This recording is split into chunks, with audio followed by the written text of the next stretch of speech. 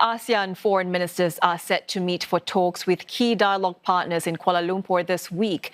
Trade issues are likely to dominate the discussions as the summit comes on the heels of US President Donald Trump sending letters to more than a dozen countries threatening to reimpose rates first announced in April. 6 out of those 14 countries are in ASEAN: Indonesia, Laos, Thailand, Myanmar, Cambodia, as well as bloc chair Malaysia face duties ranging from 25% to 40% if they do not strike a deal with Washington by the 1st of August. The bloc's foreign ministers will also be keeping an eye on other regional challenges. Myanmar's long-drawn crisis continues to be a key issue, despite some progress made at the ASEAN summit in May. Member nations are also looking to push the needle on hot-button issues such as the South China Sea Code of Conduct. Chinese Foreign Minister Wang Yi is scheduled to attend ASEAN Plus foreign ministers meetings later this week. U.S. Secretary of State Marco Rubio is also expected at the summit in his maiden trip to the region since taking office. Now, for more, CNA's Melissa Goh joins us live now from Kuala Lumpur. Mel, how is ASEAN planning to position itself after 6 members are hit in the U.S. latest tariff salvo? No, although the individual ASEAN member countries are negotiating with the US, they have unanimously decided during the ASEAN summit in May, which was held here at the KL Convention Center, that they will not seek retaliatory measures. Instead, would engage constructively with the US through dialogues. Now, ASEAN is a loose grouping of 10 countries, and soon it's going to be 11. Now, they all have different levels of economic development and makeup, although ASEAN has wanted to unite and negotiate. But in reality, it's very difficult, and the US prefers to talk to them separately to gain control and leverage. Now, indeed, ASEAN has a huge trade surplus with the US that came up to over $200 billion last year. Now, President Trump said he needs to correct the imbalances.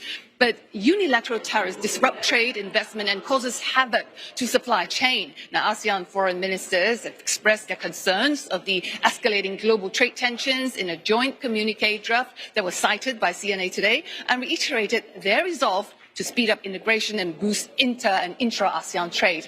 Now, Laos, Myanmar, seen as the closest to China, was slapped with the highest tariff at 40%. Now, Malaysia, meanwhile, as ASEAN chair, isn't giving up. Hit with 25%, is continuing its negotiation with the US trade representative to lower tariffs, especially for the critical sectors such as semiconductors, electronics, and so on. Its trade representative is hopeful that a deal can be reached before August 1st. Now, it's tough dealing with President Trump, she said. It's hard to guess what he's going to do next. Removing tariff, giving US 100% market access, is it going to be enough? She said ASEAN foreign minister will be discussing this over the next few days, and Malaysia said that it will continue to protect its people and businesses. In fact, its cabinet will be meeting tomorrow. And geopolitics also on the agenda, Mel. What is ASEAN doing to beef up regional security amid the tense geopolitical climate?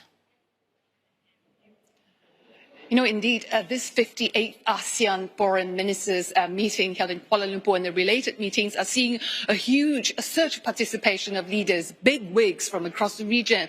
The Indo-Pacific, now more than 20 foreign ministers will be attending, including Chinese Foreign Minister Wang Yi, a Russian counterpart, Sergei Lavrov, and also US Secretary of State Marco Rubio will be attending as well in the related meetings and the ASEAN Regional Forum on Thursday and Friday, which I'm sure lots of questions will be posed to him, Secretary Rubio, over the new tariffs announcement. Now, Secretary Rubio is expected to ease tensions. In a statement issued by State Department before his visit, he stressed the importance of free and open and secure Indo-Pacific to US foreign policy. Now, Malaysia's foreign minister, meanwhile, Muhammad Hassan, he hinted that ASEAN is now trying to get the nuclear powers to sign and ratify a protocol to keep the region free, safe from nuclear weapons. Now, so far, China, he said, has agreed to do so. Now, in a meeting today, he stressed that ASEAN is concerned about the region. Let's take a listen. We are now confronted with newer dimension to the nuclear threat. As I speak, the global non-proliferation regime is under serious strain. The erosion of trust among nuclear powers, coupled with the modernization of nuclear arsenals, raises the specter of renewed and evolved nuclear arms race. Now, in the draft joint communique that's cited by us, the ASEAN foreign ministers also called for expanded ceasefire in Myanmar, also immediate cessation of violence in the Middle East, and for all sides to exercise self-restraint to make sure there's no flare-up in the South China Sea. All right, thanks very much, Mel. Melissa Go there reporting live from Kuala Lumpur. Singapore Foreign Minister Vivian Balakrishnan will be visiting Kuala Lumpur from today to Friday. He'll be attending the 58th ASEAN Foreign Ministers meeting, among other engagements. Dr. Balakrishnan will discuss with his counterparts advancing regional peace and sustainability, as well as promoting inclusive and sustainable growth. The ASEAN Foreign Ministers meeting will discuss ways to advance integration amid an increasingly uncertain world. It will also cover preparations for Timor-Leste admission to the bloc this October. ASEAN members will also speak to partners such as China and the US on the sidelines and review ongoing cooperation.